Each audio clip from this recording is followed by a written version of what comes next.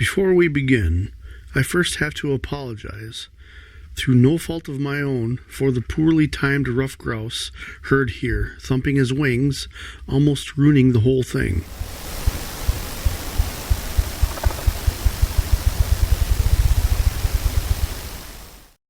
That was the unedited version, and sadly, it will be the last time you will hear the ruffed grouse for the rest of this video, via the high-pass filter at 200 Hz that I will use to remove it. There's just one more thing about this 15-second clip that I have to address before I can ask for your undivided attention. This is much more of a giant elephant in the room for those of you who have watched some of my most recent videos. You might recognize this snarl. I promise I'm not going to just gloss over it. I will be addressing this, of course, but for the time being, we have much bigger fish to fry.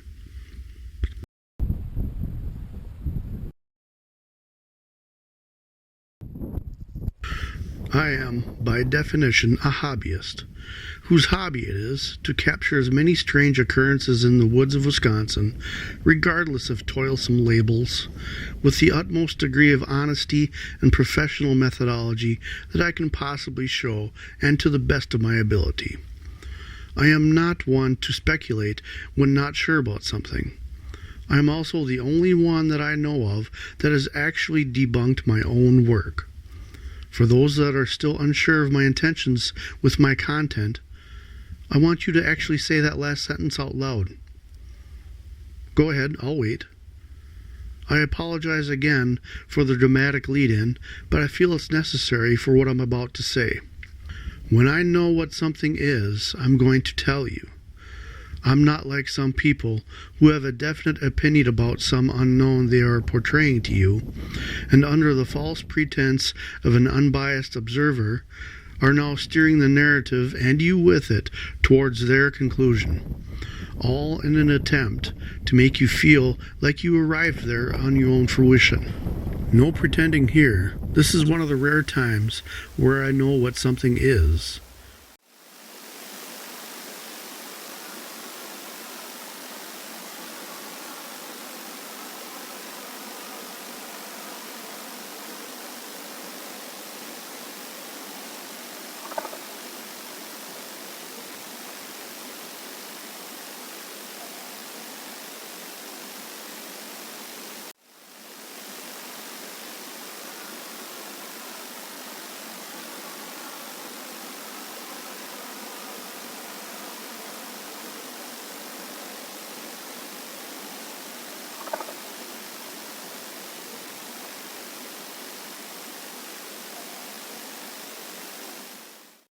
No, it is not a gust of wind. Wind gusts, as seen here in spectrogram view, do not have polyphonic harmonics, or this layering seen here. And no, it is not a passing car.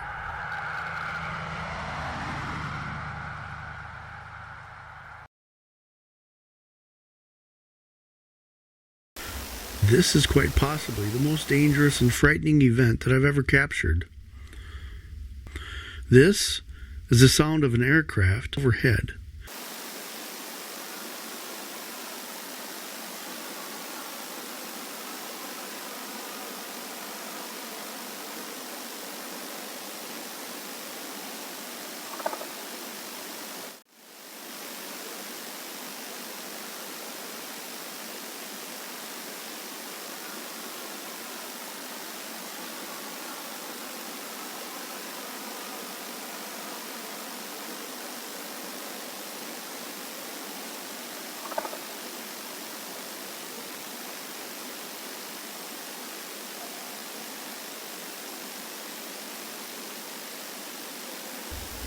Do you hear any engine sounds? Because I sure don't.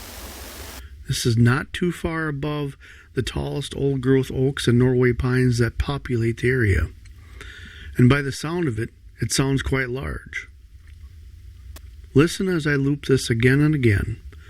Pay close attention to the time it takes for it to pass by. Not quick like a small glider would. The duration is much more like a large cargo plane, or even a 747 with no engines. Keep in mind, the only sound you're hearing is from air displacement alone, no engine sounds. That's a substantial amount of air being displaced there.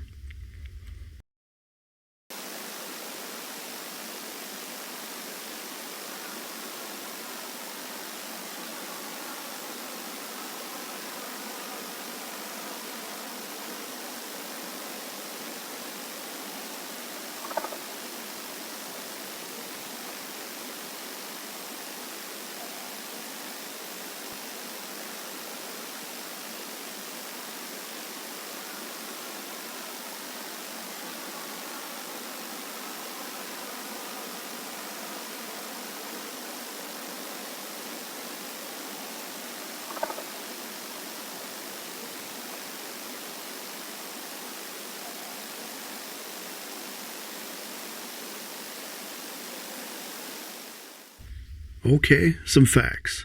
There are no airports nearby, not within 8 miles. And that one, in Hayward, Wisconsin, has a landing strip that is oriented perpendicular to this location.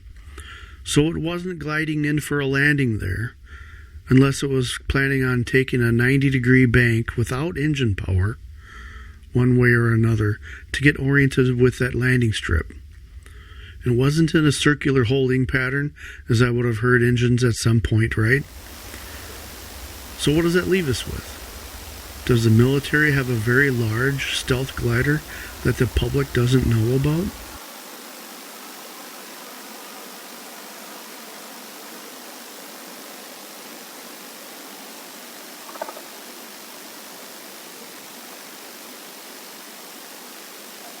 Is this a stealth propulsion aircraft?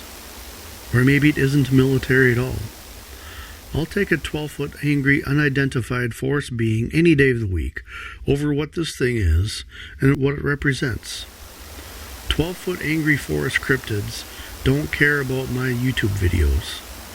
But the people, the humans who are capable of building this thing and keeping it secret, might take more than just a casual interest in me, if this is of their making. It's the humans that are the most feared and formidable of the great apes. Now, back to the giant elephant in the room as promised. This was heard at 3:15 a.m., and it was the only snarl that was heard all night.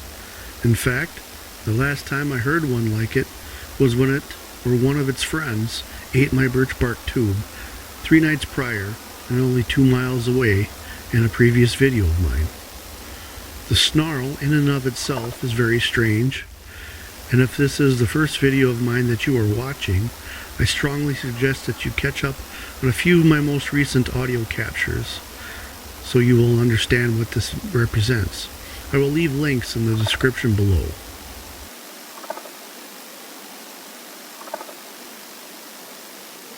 Anyways, the snarl by itself is strange enough, but now you throw in the timing.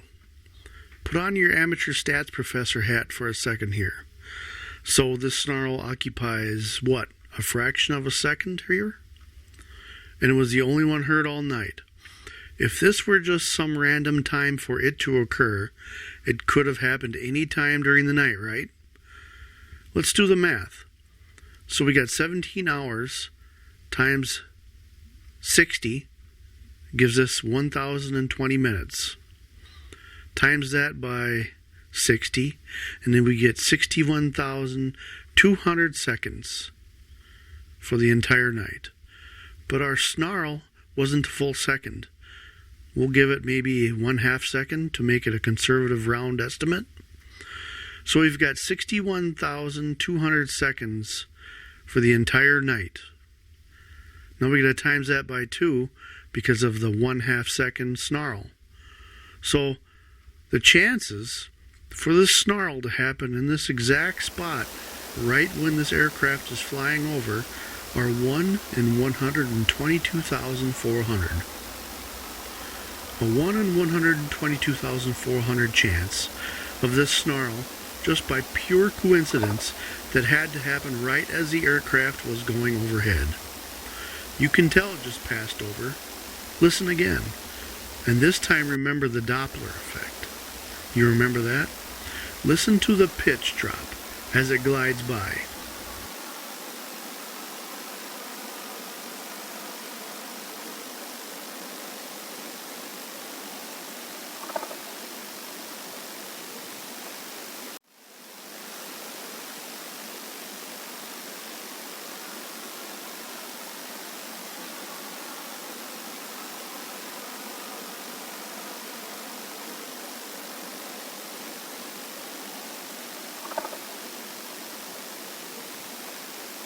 And our one chance in 122,400 snarler is without a doubt reacting to this flyby as you or I would exclaim, wow.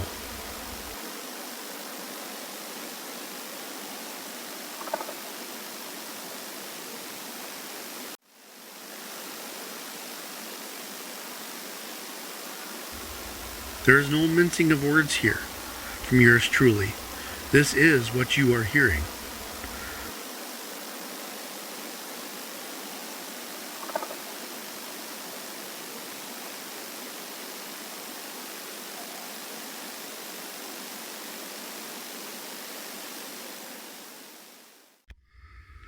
Some additional circumstantial things of note that surround this. About 1 hour earlier, in the same location, we hear these things.